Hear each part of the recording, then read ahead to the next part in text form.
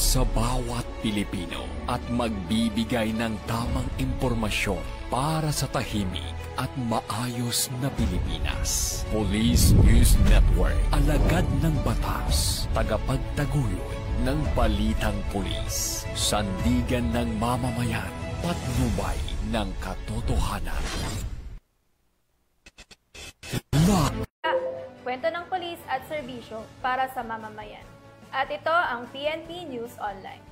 Ang pangunahin ng Police News Network, alagad ng batas, tagataguyod ng balitang pulis.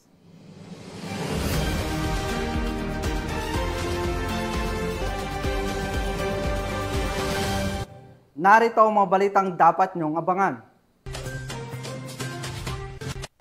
2 Korean nationals na iligtas sa tangkang kidnapping, 3 suspect arestado ng Pampanga PNP sa Clark Freeport Zone, Mabalakad City, Pampanga.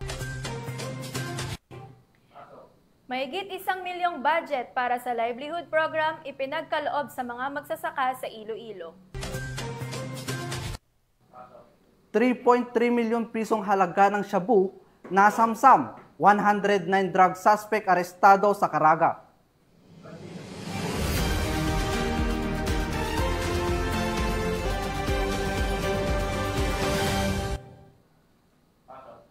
Narito ang mga balitang hatid ng ating PNN correspondents mula sa iba't ibang panig ng bansa.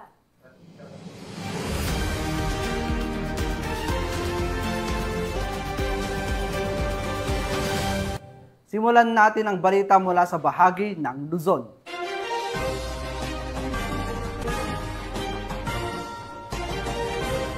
Arestado ang top 10 most wanted person ng Reon 2 na sangkot sa kasong panggagahasa matapos ang sinagawang operasyon ng mga otoridad sa Cordon Isabela.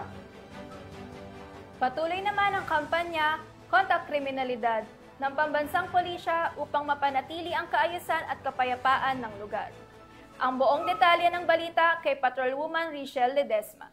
Ng pinagsanib na persa ng Cordon Police Station at iba pang unit ng PNP ang isang lalaki na kabilang sa listahan ng Regional Most Wanted Person sa Barangay Sagat, Cordon Isabela. Kinilalang suspect sa alias Mark Lee, 19 taong gulang, binata at residente ng nasabing bayan.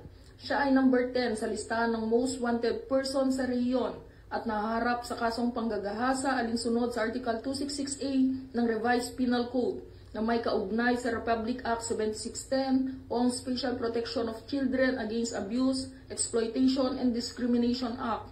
Batay sa investigasyon ng pulisya, dumulong ang magulang ng biktima upang iulat ang umano'y pang-aabusong naganap noong Oktubre 14, 2024 sa bayan ng Difun,